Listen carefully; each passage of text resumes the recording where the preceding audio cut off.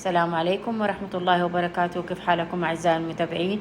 اليوم هنعمل مع بعض وصفة كيكة. سهلة وبسيطة إن شاء الله. تنفع في الأجواء الشتوية. طبعا هو لسه ما دخل الشتاء، بس في أجواء شتوية تقدر تعمليها لأولادك، هتدفي إن شاء الله، ونفس الوقت مع كوب شاهي تعدل المزاج. طيب هنعمل كيكة إيش؟ كيكة اليانسون، من الكيكات الصحية كمان، وبإذن الله هتعجبكم إن شاء الله. عبارة عن إيش؟ كله عندنا في الخلاط هنحط 3 بيضات. طيب هحط معاها كوب سكر. هنقول المقادير هنا: 3 بيضات، بيكنج باودر، فانيليا سايلة أو فانيليا بودرة، كوب ونص دقيق، كوب سكر أو كوب ربع إذا تحبي الحلا زايد. عندنا كمان كوب زيت، نص كوب زيت، وعندنا كوب حليب سائل.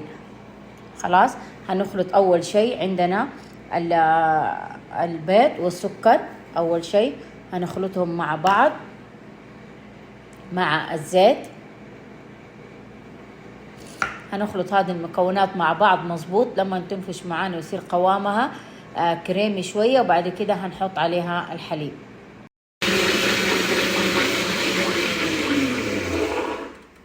شوفوا خليط اللي خلطناه هنا في الخلاط ايش عبارة عن ايش؟ عبارة عن 3 حبات البيض، وحطينا معاها كوب السكر، وحطينا معاها كمان الزيت، نص الكوب الزيت.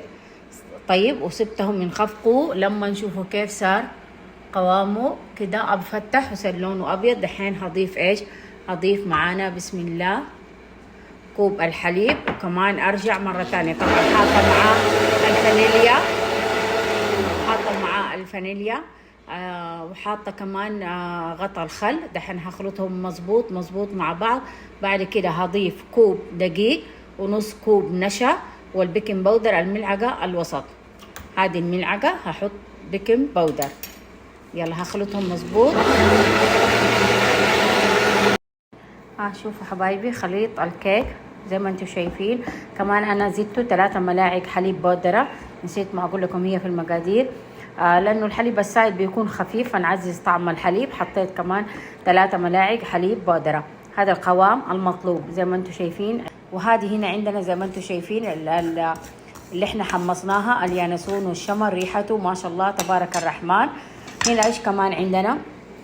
هذه الصينية اللي أنا هخبز فيها، طبعا دهنتها بالزبدة أو ممكن بالزيت، وحطيت معاها لأنه كمية مرة بسيطة زي ما أنتم شايفين الجنوب كيف كمية مرة بسيطة عشان بس يلصق عليها الدقيق.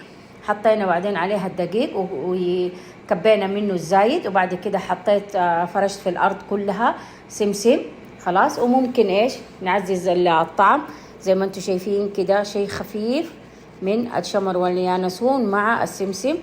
تقدري تخليه لحاله وتقدري تعملي الخطوة هذه. دحين ايش هنسوي ان احنا هنضيف زي ما انتم شايفين الكمية كلها، هنخلطها جوا زي ما انتم شايفين عشان تدينا طعم اليانسون والقرفة. شوفوا حبايب قلبي، خلاص الخليط صار. خلطنا الشمر واليانسون اللي احنا حمصناه، حطيت معاها ملعقة صغيرة كمان من الهيل المطحون. هيدي ريحة مرة جنان. هذا اختياري، حابة تحطيه حابة تشيليه، بس حطوه وشوفوا كيف هتكون ريحة الكيك. ريحة الكيكة وهي نية جنان، فما بالكم لما تدخل الفرن. ريحة تحميص اليانسون مع الشمر مع ريحة الهيل كمان جنان. خلاص كده خليطنا صار خطير. خلاص يلا بينا هنبدأ دحين نصبه زي ما انتم شايفين. بسم الله، هنبدأ نصبه على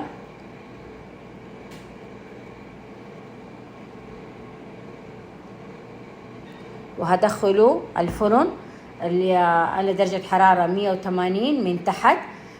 يعني تقريبا هتاخد ان شاء الله نص ساعة وتكون كيكتنا جاهزة. وال10 دقائق الأخيرة هنولي عليها من فوق. ممكن فرنك ياخد نص ساعة، ممكن ساعة إلا ربع، يعني كل واحدة حسب فرنها. بس انتوا خلوا درجة الحرارة، طبعا كيكة يعني لازم فرن مسخن قبل كده، أقل شيء ربع ساعة. بعد كده هنحطه على 180 من تحت وهنسيبها نص ساعة، وبعدين هنولي عليها من فوق ونشوف شكلها النهائي.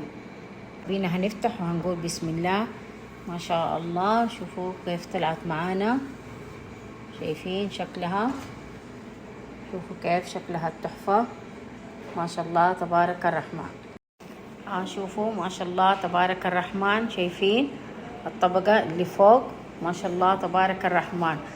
خلصت معانا كيكة اليانسون والشمر، ريحتها أقسم بالله ريحة المطبخ تجنن. الناس اللي تحب اليانسون مرة هيحبوا الكيكة هذه، وكمان شوية الهيل كمان زودت الريحة والطعم.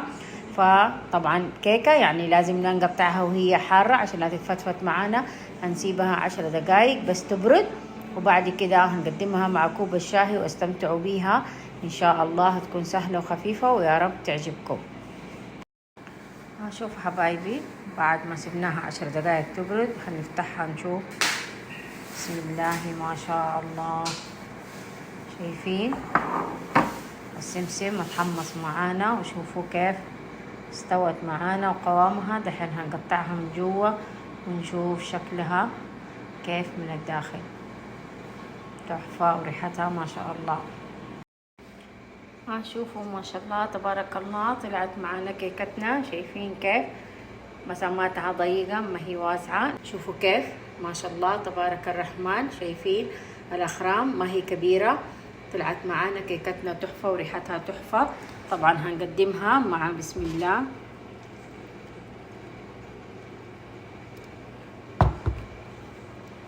كوب شاهي. يا سلام، هنستمتع بيه. وهنشوف كمان كيكتنا كيف طراوتها مع السمسم. شوفوا كيف ما شاء الله تبارك الرحمن.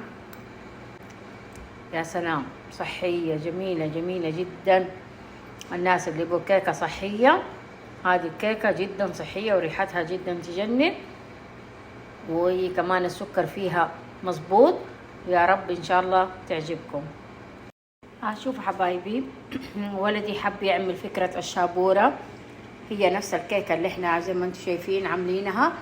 دخلها في الفرن وخلاها تاخد التحميرة هذه من فوق عشان تصير زي الشابورة حقت اليانسون. طبعا هي الطريقة تقريبا تشبهها، بس العجينة بتكون أخف، مرة أخف، عشان تنفش معاكي وتصير كده زي الكيكة، وبعد قوامها أخف. بعدين تدخليها الفرن، وبعدين تقطعيها شرايح زي كده وتدخليها الفرن تتحمر، تطلع معانا شابورة اليانسون.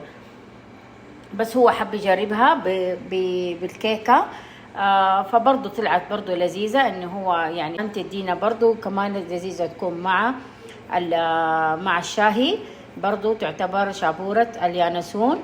برضو جربوها بهذه الطريقة، برضو إن شاء الله هتعجبكم لما تحمصوها كمان من الجهتين في الفرن.